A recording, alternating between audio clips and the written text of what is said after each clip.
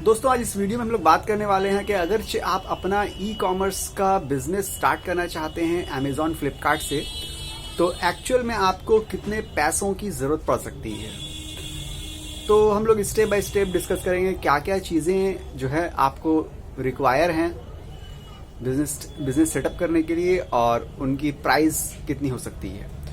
तो चलिए स्टार्ट करते हैं। सबसे पहले देखिए, अगर आप अमेजॉन या फ्लिपकार्ट में बिजनेस स्टार्ट करना चाहते हैं तो बेसिक जो चीज़ है वो ये है कि आपके पास एक जीएसटी नंबर होना चाहिए। जीएसटी नंबर अगर आप किसी सीए के ज़रिया बनवाइएगा तो तकरीबन वो 3,000-4,000 रुपये लेते हैं। आप जीएसटी नंबर खुद से भी निकाल सकते हैं, ऑनलाइन बहुत इजी होता है, थोड़ा टाइम आपका लगेगा। आप यूट्यूब में वीडियो देख के बहुत ही इजीली देख के सीख के समझ के खुद से भी कर सकते हैं। ये कोई बहुत बड़ी कोई रॉकेट साइंस नहीं है जो आप नहीं कर सकते हैं। अब आपके ऊपर है, आप चाहे तो सीए को दीजिए, वहाँ पे 4-5 हज़ार रुपये खर्च कीजिए या फिर खुद से कीजिए, ये खर्च आया।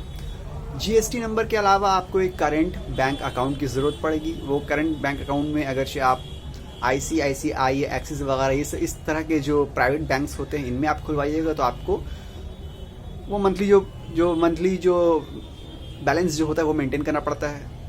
10,000 मेरे ख्याल से होता है।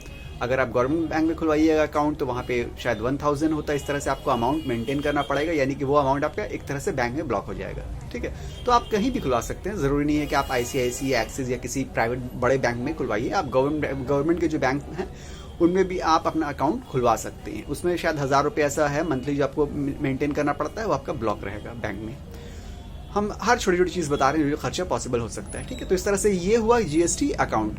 ये दोनों आप लगा लीजिए कितने खर्च होते हैं, आप अपने जोड़ लीजिए। ठीक है, उसके बाद जो दूसरी चीज़ आती है, सबसे पहले अब आपको जिस चीज़ की ज़रूरत पड़ेगी वो है एक कंप्यूटर सिस्टम की, यानी कि एक मॉनिटर और एक सीपीयू, एक कंप्यूटर सिस्टम की या फिर लैपटॉप।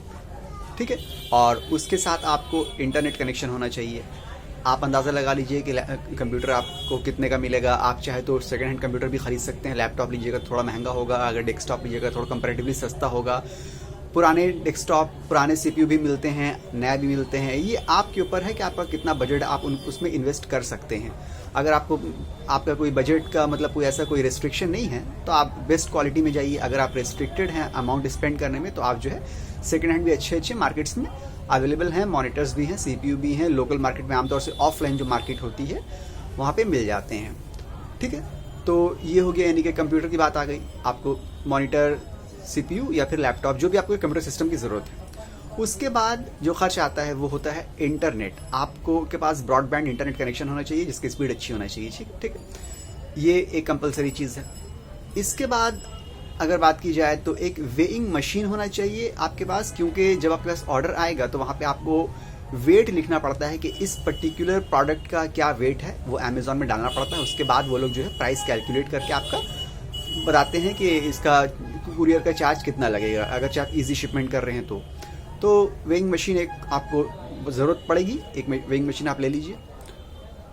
और वेइंग मशीन के बाद आपको एक प्रिंटर की ज़रूरत पड़ेगी, क्योंकि जैसे आपके पास ऑर्डर आएगा तो वहाँ पे आपको जो बिल जो है वो आपको प्रिंट करना पड़ता है और वो आपको कस्टमर को अपने प्रोडक्ट के साथ रख के देना पड़ता है। प्रिंटर की भी ज़रूरत पड़ती है। वेइंग मशीन, प्रिंटर, ये दो चीज़ की ज़रूरत पड़ती है।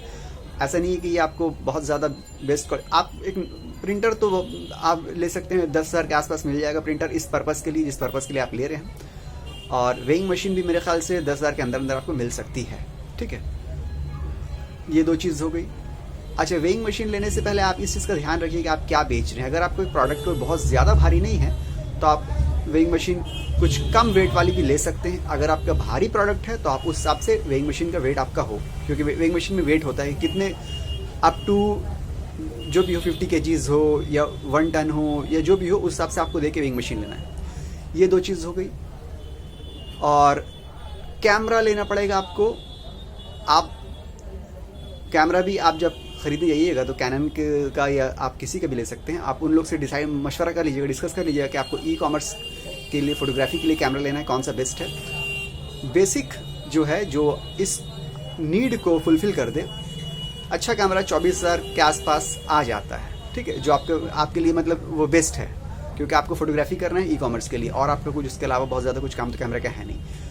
बहुत से लोग मोबाइल से भी खींचते हैं। अगर आपका बजट कम है, बजट टाइट है, तो आप मोबाइल से खींच सकते हैं, फोटोग्राफी जो है कर सकते हैं। ठीक है, कैमरे के अलावा लाइट मिलती है, कैमरा लाइट जिसको बोलते हैं, वो भी 10,000 के आसपास मिल जाती है। ऑनलाइन भी देख सकते हैं, ऑफलाइन देखिएगा तो शायद और सस्ती मिले। 2 लाइट होती है आमतौर से, वो भी 10,000 के आसपास आपको मिल जाती है। ये चीज़ें हैं आमतौर से। प्रोडक्ट और इन्वेंट्री के अलावा इतनी चीज़ें आपको ज़रूरत पड़ती हैं अगर आप एक अपना ई कॉमर्स का बिज़नेस जो है सेटअप करना चाहते हैं, एक फुल फ्लेजेड बिज़नेस जिसको बोलते हैं, वो अगर सेटअप करना चाहते हैं आप। ऐसे तो जिनका बजट टाइट है वो मोबाइल से भी स्नैप करते हैं, जिनका बजट टाइट है वो बहुत सी ऐसी तरकीब लगाते हैं जिनसे उनके पैसे बच जाए। तो अगर आप पैसा बचाना भी चाहते हैं, बहुत से लोग ऐसा भी करते हैं, ऑर्डर आया वो पेन ड्राइव में उसको स्लिप को उन्होंने पेन ड्राइव में ले लिया और जाके बाहर से प्रिंट करवा लिया, उसके बाद वो उन्होंने प्रोडक्ट में लगा दिया। प्रिंटर नहीं खरीदते हैं, बहुत से लोग वेइंग मशीन नहीं खरीदते हैं, आसपास किसी की दुकान में, किसी की शॉप में, महल्ले में, घर के आसपास कहीं से वज़न करवा लेते हैं, उसको यहाँ पे उसका वेट जो है पुट कर देते हैं अमेज़ॉन में। ये सब चीज़ें अगर आप मैनेज करना चाहते हैं तो आप मैनेज भी कर सकते हैं। अगर आप मैनेज करना नहीं चाहते हैं, आप एक्चुअल में बिजनेस सेटअप करना चाहते हैं और आपके पास बजट भी है, तो ये सब चीज़ें कंपलसरी हैं जो आपको एक ई कॉमर्स जो बिज़नेस सेटअप करने के लिए जिसकी ज़रूरत पड़ती है।